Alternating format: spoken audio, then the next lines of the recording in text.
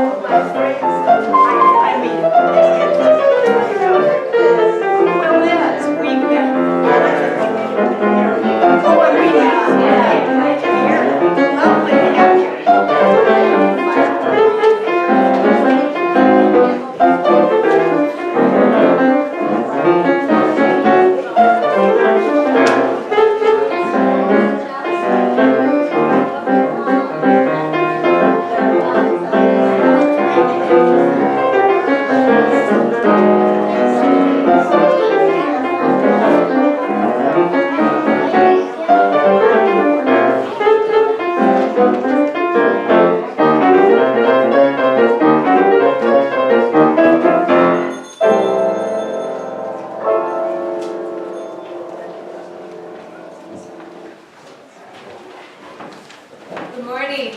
Good morning. And welcome to Third Unitarian Church.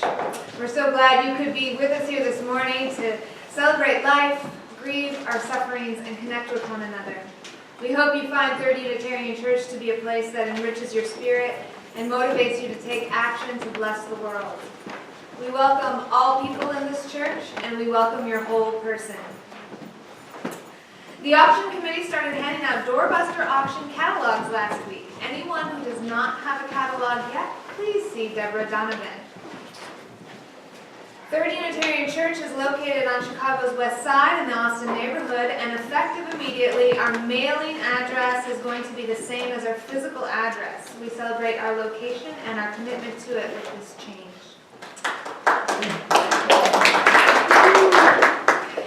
There's no forum scheduled for next Sunday, March 1st. And next Sunday we will have a guest preacher.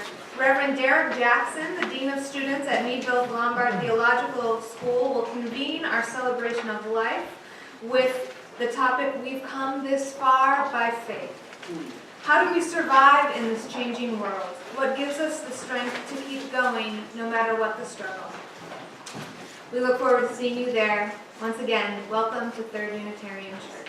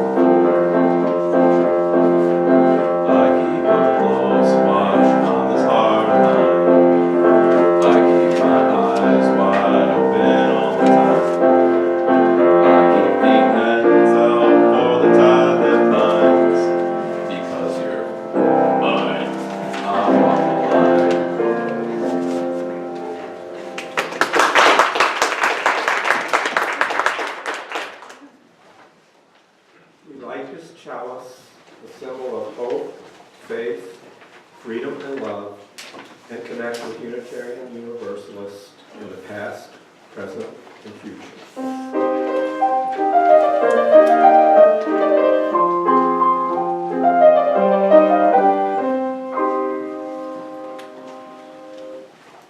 My people, who are they?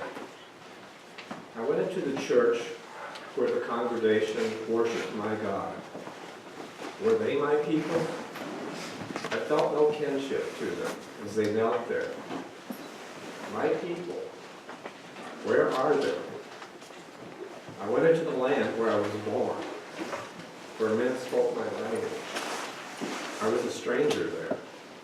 My people, my soul cried. Who are my people? Last night in the rain, I met an old man who spoke a language I do not speak, which marked him as one who does not know my God. With apologetic smile, he offered me the shelter of his patched umbrella. I met his eyes, and then I knew. Please rise in body or in spirit and join us in singing hymn number 301.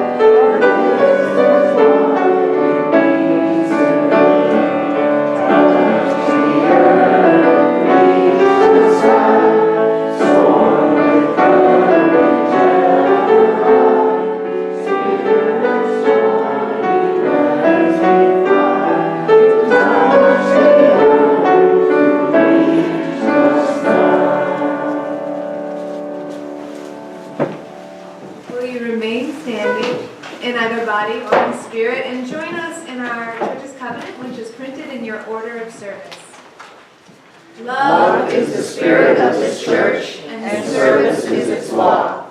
This is our great covenant, to dwell together in peace, to seek the truth in love, and to help one another.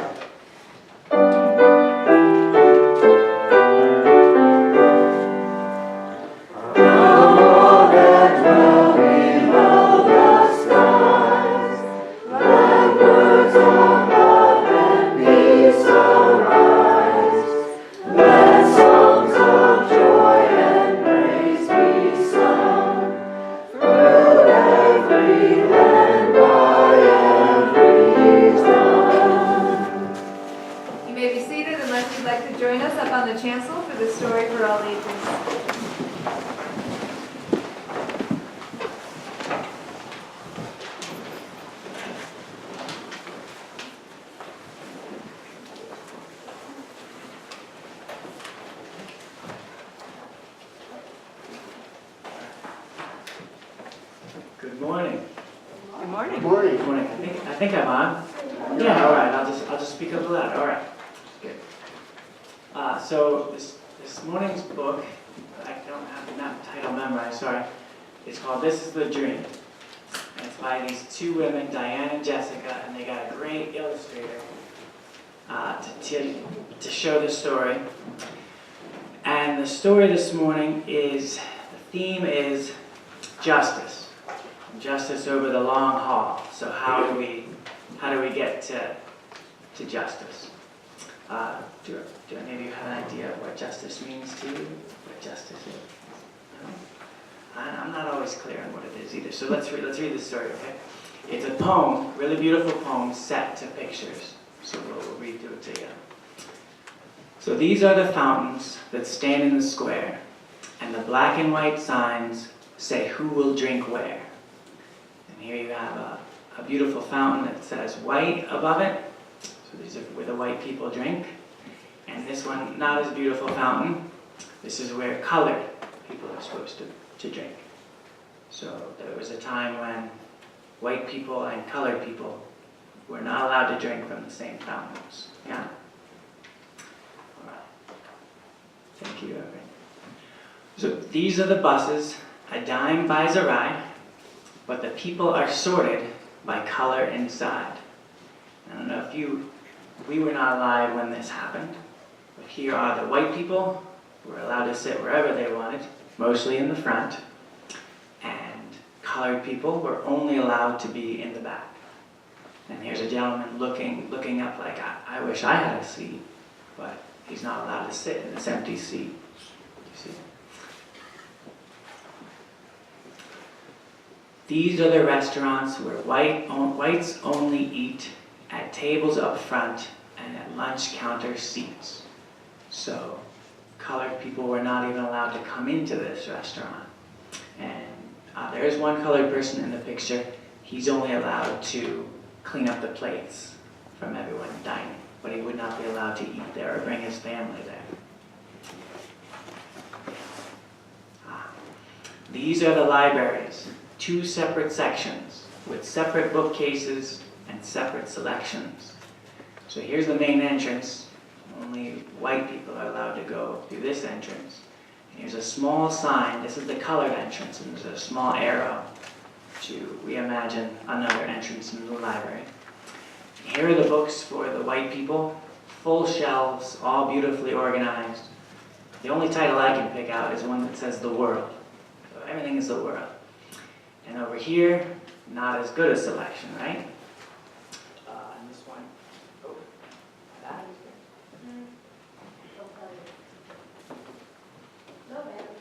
Go back.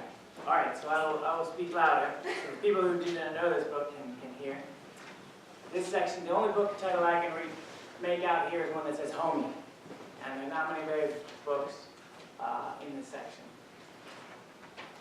All right. These are the doors that are closed in the schools, and separate but equal is not just a rule, but a law that's enforced on the buses and trains, and in theaters, restrooms, department store chains, and in libraries, hospitals, all public places, dividing up people by colors and races, with harsh written words that are slapped on the walls, denying both freedom and justice for all. So here you've got, here's where the colored children can go for school, taught by, I'm guessing, a black African-American woman. And you've got a pot-bellied stove and not much else is nice. In this room, all the white students are here. Beautiful flag. This room only has a flag drawn on the wall. I put a paperclip in here to remind myself that between this page and the next, the Civil Rights Act comes along. More things change. All the children can now go to the same school. Hello. Oh, much better. Much better. Oh, very nice. All right. Thank you, Kyle. So these are the students who step through the doors where people of color have not walked before. So you think, oh, they can all go to school together now. But is it all happy? No, you can tell by the picture, not happy. They had to have the military come with weapons and guns and knives to be able to force this to happen, to force everyone together. And here are the brave children who are going to school for the first time. I don't know, what used to be a whites-only school. All right. So it still wasn't wonderful. And because it was not wonderful, they decided not to ride the buses. These are the passengers on weary feet, walking until they can choose their own seat. So the schools were put together, but the buses were not yet. You can see a white girl is here on the bus, being very sad for the people who cannot ride. These are the diners who sit and who wait at the whites-only counter, ignoring the hate. So they were trying to be served, but they were sitting at a restaurant that only served white people. And they were black or maybe Hispanic. And they were having food thrown at them and people shouting at them. Yeah? So not the most beautiful time ever in our history. These are the marchers who forge through the street as they carry their message through shimmering heat. I'm guessing that this is Martin Luther King and the famous march to Selma, Alabama march. These are the leaders whose powerful voices lift up the marchers, demanding new choices for fair-paying jobs and a good education, to vote without fear, and to live in a nation where everyone's equal and judged from within, never jailed or arrested because of their skin. Fighting firm without fists, sitting down, standing tall, pressing onward toward freedom and justice for all. And the leaders that they mention here are Ella Baker, Walter White, Thurgood Marshall, and Dr. Martin Luther King, who I think we talked about in the last couple weeks. Between this paper clip and the next, we've moved forward to today. Yeah? This is the fountain that stands in the square, and the unwritten rule is to take turns and share. So everyone can drink from the same place now. This is the restaurant. Oh, did we skip a page? Oh, good catch, good catch. This is the bus that roars through the streets, and all of the passengers choose their own seats. So anyone can sit anywhere. This is the restaurant where up in the front, the black and white sign says, "Open for lunch." Not who can come in and who has to stay out. This is the library, books wall to wall, free to be read, not by some, but by all. And everyone can come to the library through the same entrance now. This is the school where the doors open wide and the children are learning together inside about students and marchers and leaders who fought to make right what was wrong. Without violence they sought to make changes together, establish new laws. With many small triumphs, they strengthened their cause. As they sat at the counters and rode through the stations and gathered up hands as they marched through the nation. With courage they rallied and answered the call, dreaming of freedom and justice for all. The end. So, we've come a long way. The message I get from this is we may still have far to go, but we've come a long way. What do you guys think? Good? Any thoughts about it? Was it hard to hear? Hard to listen to? Good? A lot of things happening. There's nothing more to do. Definitely not. There's no more work to be done. We're all happy now. We still have some work to do. The opposite of everything is happy now. Well, thank you for sharing this story time for all ages with us. You can go up to the play space upstairs or enjoy the rest of the service in our seats. And that concludes our story time for all ages. Thank you, guys. Thank you, Jennifer.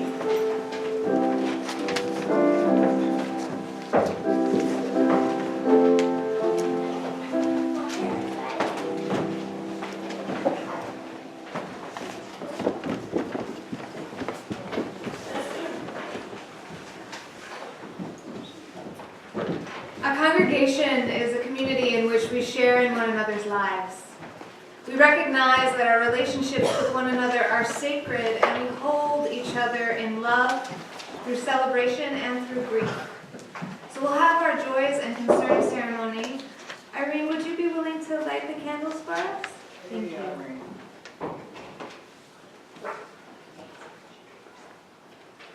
So today we'd like to light a candle of concern for Louise, Renetta Howell Barrett's youngest sister, who has colon cancer. We hold Louise, Renetta, and their family in our hearts as they face questions on the course of care and possible unanticipated negative outcomes.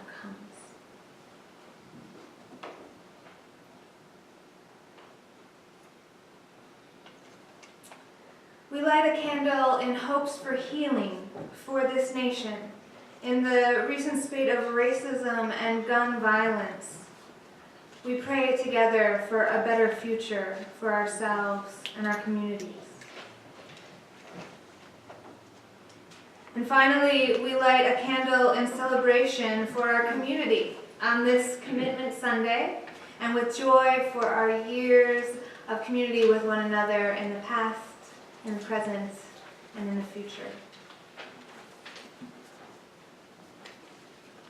Finally, I'd like to ask you to come into being here and now. Find your feet on the floor. Find your sit bones resting evenly in the pews, and your vertebrae stacking one on top of the next.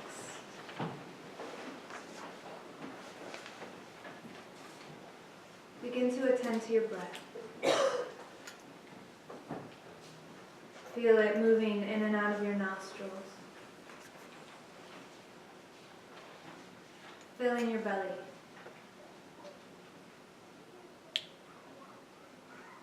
You are here, now.